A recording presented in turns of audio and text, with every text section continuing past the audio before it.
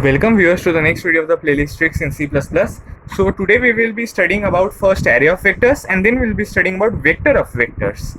Okay. So before learning about array of vectors, let's see what is an array of integers. So int a of 5 is something which is the array of integers. In this array whose name is a and is of the type integer and of the size 5 will contain only integers inside this array. And let's say if we wanted to take input from the user about the size, then we could have done int n and then seen n, and then we could have written int b and then n, and this would have declared our array. Okay, so let's see how we'll declare an array of vectors. So like in all arrays, first we take the size of the array as the input. So we'll do the same thing over here. So we'll declare an integer int capital N and then we'll write sin capital N. Okay, and then we'll declare our array. So to declare our array, what do we need? A type of the array, the name and the size. So first we'll write the name of the array a, and let's say size is n because we have already taken the input. And what will be the type of the array now? Like here it was integer, we are wanting our array to be of vectors. So what we'll write? We will write vector int. And what will this mean? This will mean that a is an array of vector. And let's say if the index at a position in this array is I, then ai will be a vector. A is an array and ai will be a vector. Okay, so don't confuse this vector with something like this, a of let's say n. This, what does this mean and what does this mean? This means that a is a vector whose size is n. But what does this mean? This means that a is an array of vectors whose size is n. This is something like a 2D matrix, okay, whose space complexity is of n square, but here the space complexity is simply n. Okay, so now let's see how we'll take input of elements in this array of vector. So since the size of our array is n, so first we'll run a for loop for n size, okay, for n times rather. So we'll run for int I equals to 0 and I less than n and I plus plus. So now before jumping into this for loop, we will see something what we did in integers. Okay, so in integers we did something like this. So to take input in an integer array, the array would have looked something like this, and in each position of this there would have been an integer, let's say 6, 7, 8, 9, 5, and the indexes would have been 0, 1, 2, 3, 4. But what is happening over here is that at 0 index we have a full vector in this case. Okay, just like in 0 position or ith position we had an integer, but in this case we will have at the ith position a full vector. Okay, why we had an only one integer here? Because of the type int. But since here we have a vector int, so at this position, at every position of the index we will have a vector whose size will be given as input. Okay, so to take the size as input, what we will do, we'll write int small n sin n, and then we'll do something like this. We'll again run a loop for the ith positions vector to take input of its element. Okay, this will be for int j equals to 0, j less than small n, and then j plus plus, and then int x to take the input of the vector elements at the ith position. Okay, and then we will do something like this, ai dot push underscore back x. So I will be explaining what is happening over here with so many for loops and so many inputs being taken. So at first what is happening, we are declaring an array of size capital N. Okay, so an array was declared over here of size capital N with all the blocks. Okay, this is continuous memory. Okay, and now what we are doing, we are running a loop from 1 to n, which is obvious because we need to take input n times. So we'll run a loop for n times. Okay, and for each position, for each index rather, we need to put inside a vector. Like for here, at each position we put inside an integer because it was the integer data type. So each position we need to put the vector data type which will consist of integers. Okay, now to put the vector over here at each position, we will need to take the input of the size of the vector.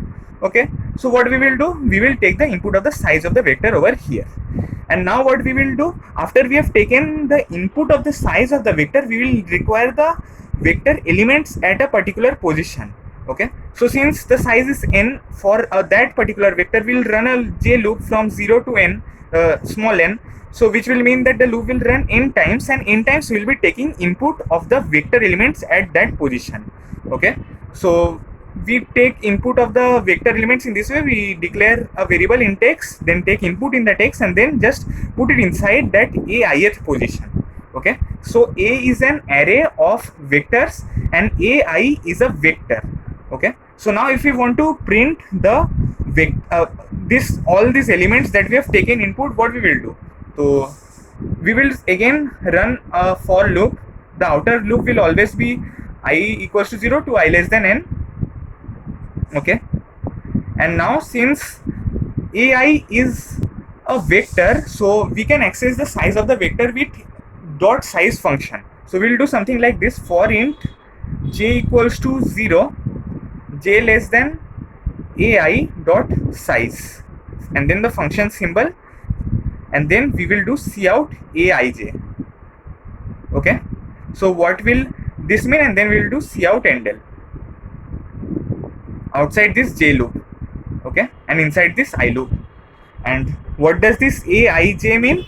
Ai denotes the vector at the ith position, and j denotes the vector elements at that ith position of the array of vectors A. Okay, so this was all about array of vectors. Try comparing it with the integers, the array of integers, or you can say array of characters or array of string. So here we could have taken any data type we wanted, but for the sake of explanation, I have taken simply integer over here.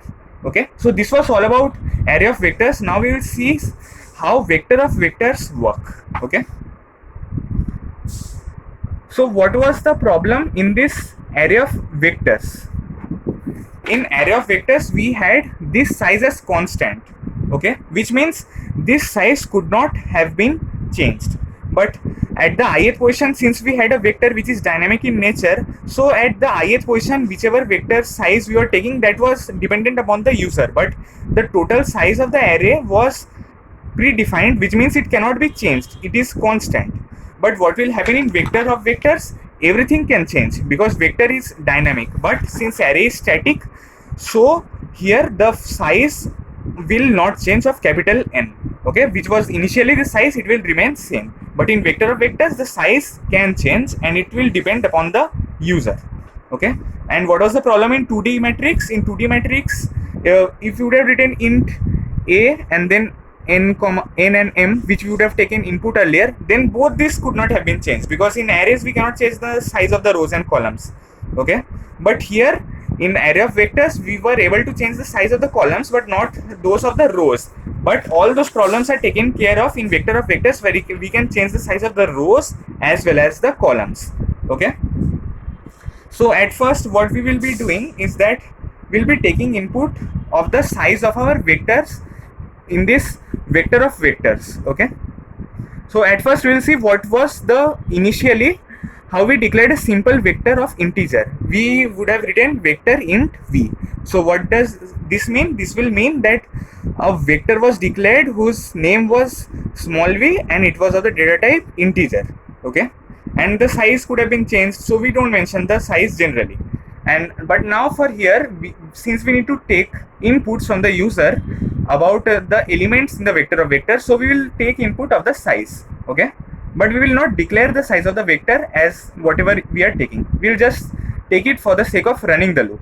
So here we have taken the input of the size of the vector. Okay, which means the size of this vector. And now what we require to declare a vector, we require the name of the vector, the type, and then vector at the beginning. So we will write vector at the beginning since we require vector of vectors. Then type, we will see what we will write, and then the vector name. Okay, so now what will the type? If it was integer, we would have written int. If it was char, we would have written char. But since we require a vector only, so we will write another vector over here. Okay, vector int of v. Okay, so this denotes that this v is a vector of integer vectors. Okay, so now we will run an outer for loop for n size which we would have taken input earlier. Now let's see how we will take input for each position of the vector. But before that, we will see one thing, that how we would have inserted an element inside this v vector, which was this integer vector. So we would have written v dot push underscore back, let's say 5. Okay, since this was of the data type integer, we were inserting an integer 5.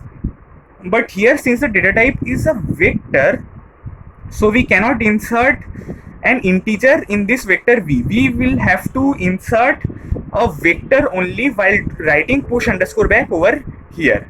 Okay, so push a vector inside this v, we will create a temporary vector inside this for loop which will be created again and again in every iteration for n times. Okay, so we will create a temporary vector, let's say vector int temp. This is our temporary vector. So now the vector will be something like this. This is the v vector, and this will have some partitions like this, and this will be continuous only. Okay, and this will be the position 0, 1, 2, 3, 4, and at each position there will be a vector. Okay, each position there will be a vector, each position there will be a vector, each position, and whose size we will take input now, so that we can run the loop for that size and take input of the vector elements at the ith position. Okay, so now what we will do, we will take input just like in the previous case of the size, but nowhere will we declare the size of the vector as capital N or small n. Okay, we are just taking this for the sake of running the loop. So now what we will do, we will run a j loop for int j equals to 0, j less than n, and then j plus plus. Okay, since we have taken the size of the vectors at the ith position, now what we will do, we will run a loop for that size and take input of the vector elements. Okay, so v is a vector and vi is also a vector. Okay, so what we will do, first we will write int x, then take scene x, and we will do something like temp dot push underscore back x. So at the ith position, a temp vector is created in which we are putting all the elements for that position. Okay, and now put this temp vector inside this bigger vector v. What we will do, we will do v dot push underscore back temp. Okay, so this might be very weird that when this was a vector of integers, we are pushing an integer. So similarly, since this is a vector of vectors, so what we will push a vector only inside this vector v. Okay, so now you can see that the size is not constant for this vector. So now to access the vector elements, or you can say print the vector elements, what we will do, we will do for int I equals to 0, I less than v dot size. Since v is a vector, we can access the size by writing v dot size function and then I plus plus. Then what we can do, we will do for int j equals to 0, j less than vi dot size. Why? Because vi, every position of the vector is also a vector. Since this is a vector of vectors, so we'll also get the access of this size function over here, which we will use. Okay, and then we'll increment the j, and then we will do cout v I j. Okay, and then cout end. And in this way we will have printed our vectors. So you can see that wherever we can use the size function, we will use. And how is this getting available to us? Because it comes with the vector only. So at the beginning of a program, all these things we will be writing inside the main function. This one and this one also, all these things we will be writing inside the main function. And at the top of your program, you should always write hashtag include vector or hashtag include bit standard c++.h, which inside your code includes all the STL code. Okay, inside your program all the STL code will be made available. So I hope you have understood what was the difference between array of vectors, where the size of the rows were constant but the size of the columns could have been changed. And in the what was happening in 2D matrix, both size of rows were constant, but in vector of vectors we can change just anything, also anything.